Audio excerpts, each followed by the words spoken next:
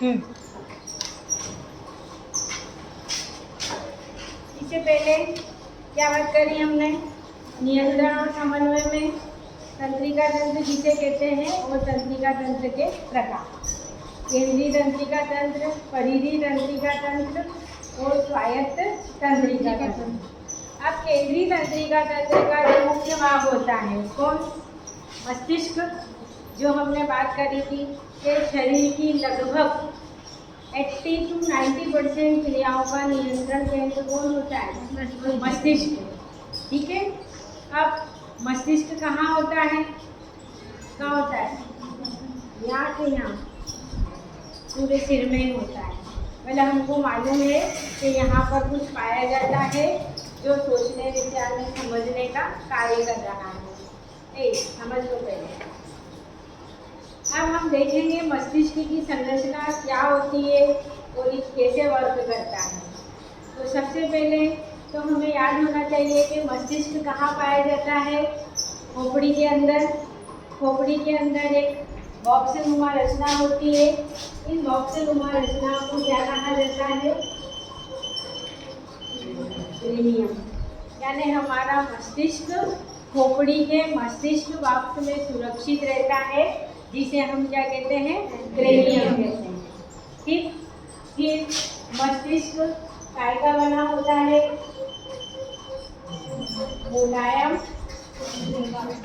तंत्रिका तंतुओं का बना होता है। ये दूसरी लाइन लिखोगे। तीसरा आप लिखोगे कि मस्तिष्क का जो कुल भार है वो कितना होता है? 3 लाइनें याद रखना है सबसे पहले तो कि मनुष्य का मस्तिष्क खोपड़ी के मस्तिष्क बॉक्स में सुरक्षित रहता है, जिसे हम क्रेनियम कहते हैं, और मस्तिष्क मुलायम तंत्रिका ऊतकों का बना होता है और मस्तिष्क का कुल वजन 1400 ग्राम होता है। ये 3 पॉइंट हो गए। ठीक। अब मस्तिष्क के चारों ओर जो आवरण पाया जाता है, क्या पाया जाता है? आवरण। ये जो बनाए हैं ये वाला आवरण दिख रहा है चारों तरफ। ये मस्तिष्क के चारों ओर जो आवरण पाया जाता है ये क्या कहलाता है?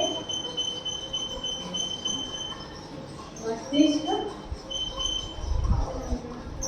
आवरण कहलाता है। ठीक। अब ये मस्तिष्क आवरण 3 स्तरों का मिलकर बना होता है। ये जो दिख रहा है हमको यहाँ पर, या एक सबसे बाहर का, एक बीच का और एक सबसे अंदर का, 3 आवरण पाए जाते हैं।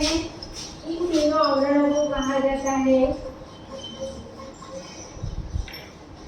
ड्यूरामेटर। दूसरा होता है अरेक्नायड और तीसरा होता है पायामेटर। यानी मस्तिष्क के चारों ओर मस्तिष्क आवरण होता है जो 3 स्तरों का बना होता है। इन तीनों स्तरों को कहते हैं ड्यूरामेटर, अरेक्नायड और पायामेटर। ये यहाँ पर सबसे बाहर का ड्यूरामेटर, मध्य का अरेक्नायड और सबसे अंदर का पायामेटर। अब 3 स्तर है तो तीनों स्तरों के बीच में 3 गैप पाई जाएगी, गुहाएं पाई जाएगी। इन गुहाओं को क्या कहा जाता है? मैं लिख रही हूँ इन तीनों गुहाओं को यहाँ पर। ये होती है न्यूरन, सब न्यूरन, और तीसरी होती है सब एथनोडियन। 3 आवरण की 3 गुहाएं, न्यूरन, सब न्यूरन और सब रेक्नोडियन। अब शरीर में कहीं पे भी कोई गुहा है तो उन गुहाओं के अंदर कोई द्रव भरा हुआ रहता ही है। अब मस्तिष्क के अंदर जो द्रव भरा हुआ रहता है वो द्रव का नाम है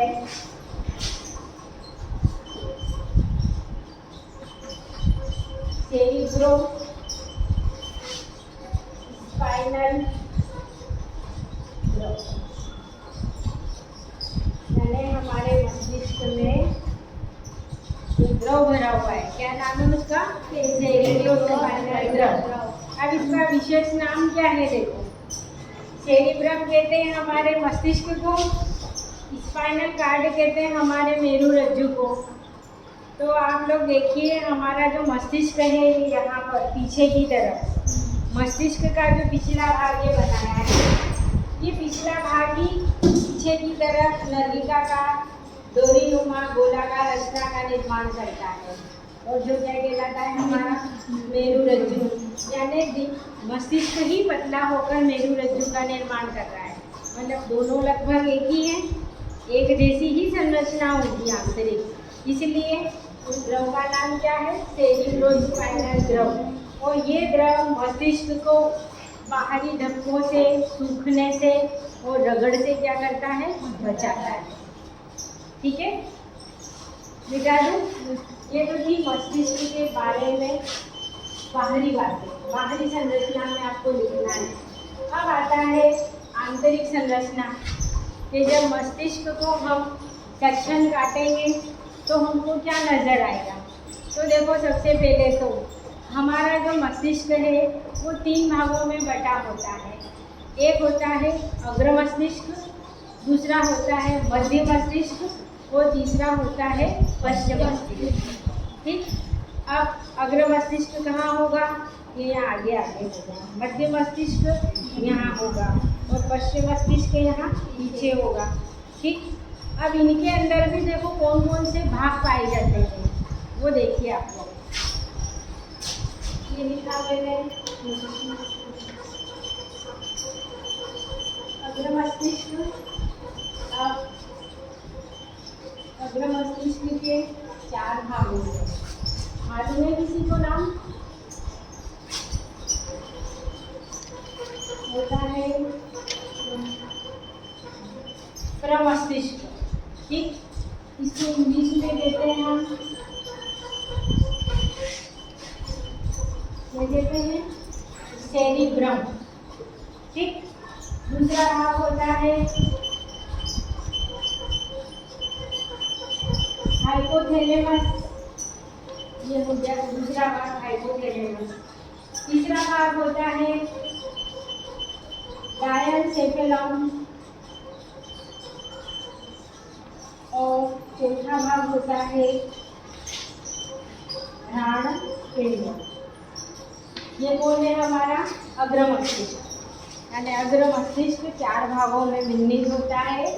प्रमस्तिष्क या सेरिब्रम, हाइपोथैलेमस, डायनसेफेलम और घ्राण केंद्र। क्लियर है?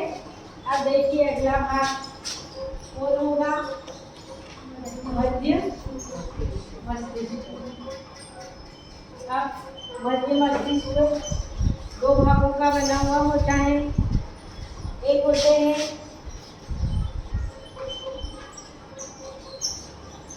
प्रमस्तिष्क तंतु और दूसरा भाग होता है इसका कालपुरा क्वाड्रिजेमिना। ये है मध्य मस्तिष्क के 2 भाग। ठीक है, अब इसके बाद जो हमारा अगला भाग है कौन सा? पश्चिम मस्तिष्क। अब देखिए पश्चिम मस्तिष्क 3 भागों में विन्नित होता है।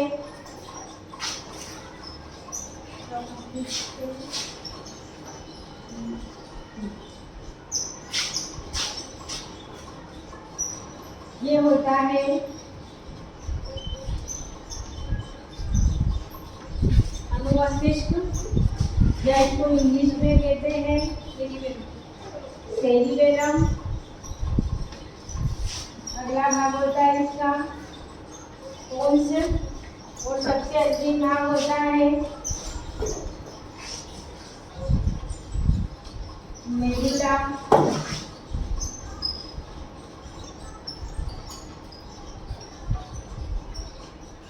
ऑब्लांगेटा।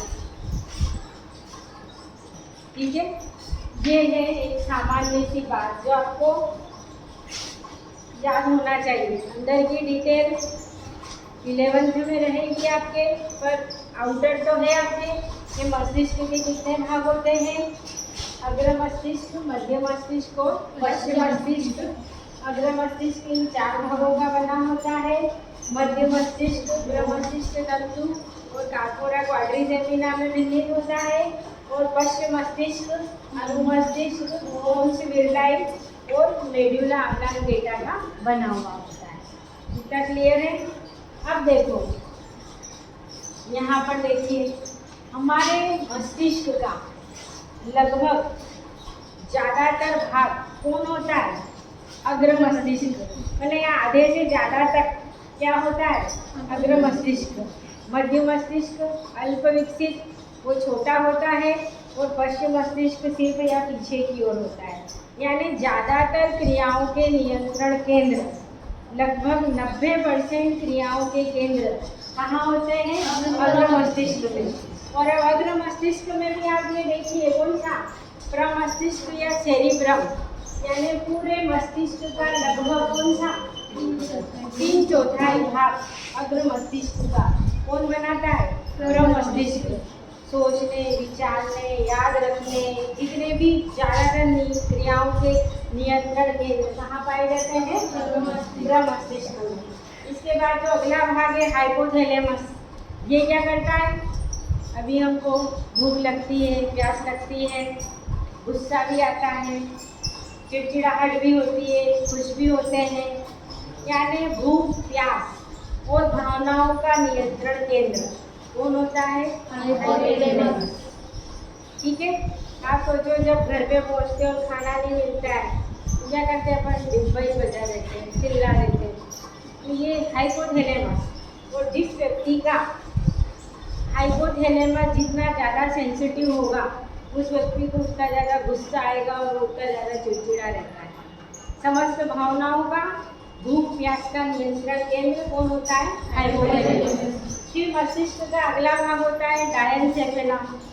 ये प्रमस्तिष्क के ठीक नीचे पाया जाता है और इसके अंदर एक ग्रंथि पाई जाती है, पीयूष ग्रंथि, जिसको कहा जाता है मास्टर ग्लैंड। यह मास्टर ग्लैंड शरीर की सब ग्रंथियों के स्रावन का नियंत्रण करती है, इसलिए पीयूष ग्रंथि को मास्टर ग्रंथि कहते हैं। इसके बाद जो अगला भाग होता है वो होता है घ्राण पिंड। ये भी कहाँ पाया जाता है? प्रमस्तिष्क के नीचे पाया जाता है। और 2 लोग होते हैं इसमें जो सूंघने की क्रियाओं का नियंत्रण करते हैं। ये हो गए अग्र मस्तिष्क के विभिन्न भाग और इनके कार्य। इसके बाद दूसरा भाग है प्रमस्तिष्क तंतु। इनका काम क्या होता है? अग्र मस्तिष्क और पश्चिम मस्तिष्क को जोड़ना। तंतु क्या करते हैं? धागे जोड़ने के काम करते हैं। तो इनका कार्य ये हो जाएगा। कार्पोरा क्वाड्रिसेमिना, क्वाड्री का मतलब ही होता है 4। तो यहाँ पर जैसे घ्राण के लिए 2 पिंड हैं, तो आँखों के लिए, दृष्टि के लिए यहाँ क्या पाए जाते हैं? 4 पिंड पाए जाते हैं, दृष्टि केंद्र। इसी के कारण हमें दिखाई देता है। तो इनमें दृष्टि को नियंत्रित करने वाले तंतु पाए जाते हैं। फिर अगला होता है कौन सा? अनुमस्तिष्क। ये मस्तिष्क का क्या होता है? पश्चिम मस्तिष्क का सबसे मुख्य भाग होता है। जैसे हमारे अग्र मस्तिष्क का सबसे मुख्य भाग ये है, तो ऐसे ही पश्चिम मस्तिष्क का सबसे मुख्य भाग ये है। अब यहाँ एक बात ध्यान देने योग्य है कि ये सब जो क्रियाएं हैं ये ऐच्छिक क्रियाएं होती हैं और कुछ अनैच्छिक क्रियाएं होती है जिनके ऊपर हमारे मस्तिष्क का नियंत्रण नहीं होता है। तो उन अनैच्छिक क्रियाओं का नियंत्रण केंद्र कौन होता है? अनुमस्तिष्क। वैसे हम स्पाइनल कार्ड भी पढ़ेंगे, उसमें भी कई क्रियाओं का नियंत्रण होता है। यहाँ ये ऐच्छिक क्रियाओं का है और ये अनैच्छिक क्रियाओं का। ठीक है। इसके बाद आता है पोन्स। जैसे ये तंतु कार्य कर रहे थे इन सबको जोड़ने का, तो ये इनको जोड़ने का कार्य कर रहा है। फिर इसमें लोब पाए जाते हैं और इन लोब के द्वारा ही क्या होते हैं? ये मस्तिष्क के भाग आपस में जुड़े हुए रहते हैं। केंद्रीय भाग इसका वर्मिस कहलाता है और पार्श्व में यहाँ पर 2 लोब पाए जाते हैं। फिलहाल आप इतना ही याद रखो, ये इन भागों को जोड़ता है। इसके बाद अगला आता है मेडुला ऑब्लांगेटा। यह हम मस्तिष्क का क्या होता है? सबसे पिछला भाग होता है और यही मुलायम डोरीनुमा रचना का निर्माण करता है और इसी को हम क्या कहते हैं, मेडुला ऑब्लांगेटा। और यही फोरामन मैग्नम एक छिद्र होता है, उससे बाहर निकल जाता है और क्या बना रहा है हमारा स्पाइनल कॉर्ड। ये समझ में आया?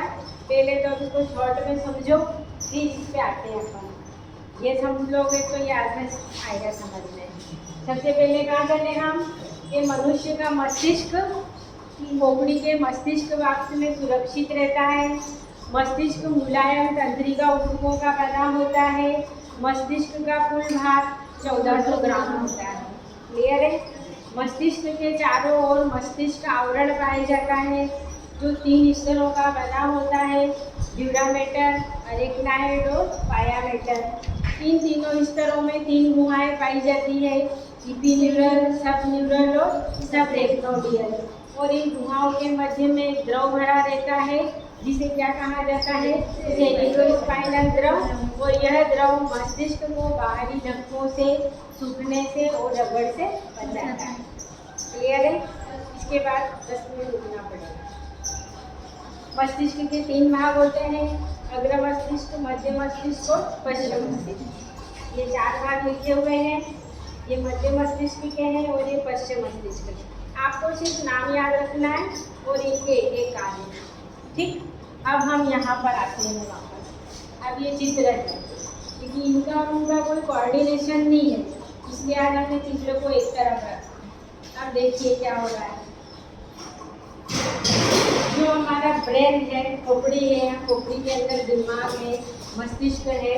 अब आपने कई जगह डायग्राम में देखा होगा ये इस तरीके का उभरा हुआ होता है, दिख रहा है? यानी मस्तिष्क। अब हम यहाँ की बात कर रहे हैं, प्रमस्तिष्क। प्रमस्तिष्क में अनेक बाहर की तरफ उभरी हुई गोलाकार रचनाएं होती है। इन उभरी हुई गोलाकार रचनाओं को क्या कहा जाता है? क्या कहा जाता है? जारी। और एक एक की बात होगी तो वो कहलाएगा 11। पर अपने एक ही याद रखो, 11। अब ये जो देखो बाहर की तरफ ये उभरे हुए भाग दिख रहे हैं, यानी प्रमस्तिष्क में बाहर की तरफ उभरे हुए वलन पाए जाते हैं। इन वलनों के नाम अभी ये लिख रहे हैं मैंने, 1 2 3 4 5। इनके नाम होते हैं, ये मिटा दूँ? अब देखो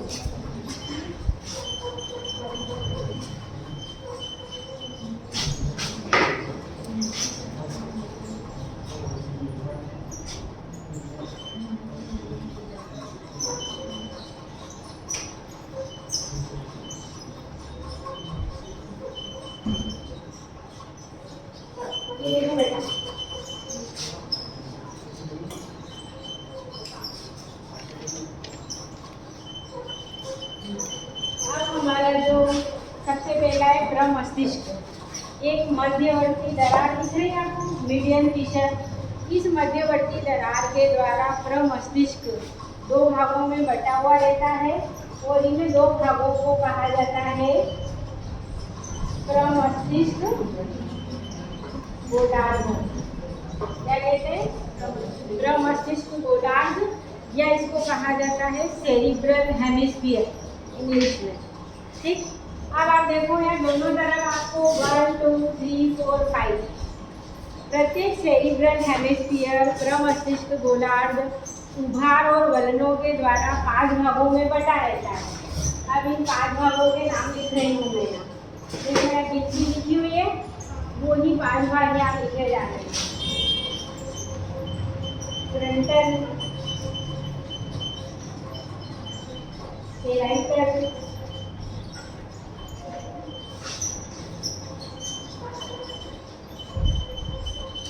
टेम्पोरल, ये है ऑक्सीपिटल, और ये भाग कहलाता है इंसुला।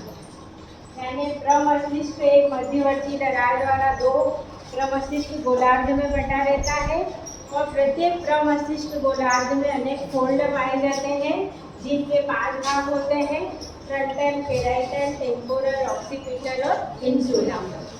ठीक है, ये हम लिख रहे हैं। ठीक, अब यहाँ पर मध्य में एक गुहा भी पाई जाती है। यहाँ पर इस जगह। ये गुहा कहलाती है एपिड्यूरल गुहा। क्या कहलाती है? एपिड्यूरल। और इसके कारण ये दो भागों में बटा रहता है। बाहरी भाग कहलाता है कार्टेक्स और भीतरी भाग क्या कहलाता है? मेडुला। ठीक है, ये हो गए कार्टेक्स और मेडुला। अब आप देखो यार संरचनात्मक भाग। ये बाहरी भाग समझ में आ गए, जिनको कहा गया है ग्यारी। ये 5 भागों में बटे रहते हैं। ये पांचों भागों के नाम, ये वाला हिस्सा अग्र मस्तिष्क, ये वाला हिस्सा मध्य मस्तिष्क और ये वाला हिस्सा पश्चिम मस्तिष्क। अब आप देखिए, ये कार्पस टेलोसम, ये रचना, इसके द्वारा ही अग्र मस्तिष्क और मध्य मस्तिष्क आपस में क्या होते हैं? जुड़े हुए होते हैं। यहाँ पर ये वाला भाग क्या कहलाता है? हाइपोथैलेमस, द्वितीय भाग। फिर उसी के नीचे ये वाला भाग डायनसेफेलम गुहा है। ये वाला भाग क्या कहलाएगा? क्या कहलाएगा? डायनसेफेलम। और इसी गुहा में वो लटका हुआ पाया जाता है फ्यूज ग्रंथि, जो शरीर की अन्य सभी ग्रंथियों के ऊपर नियंत्रण करती है। फिर इधर की तरफ ये वाला भाग क्या कहलाता है? पश्चिम मस्तिष्क का सेरिबेलम या अनुमस्तिष्क। ये हो गए पोन्स।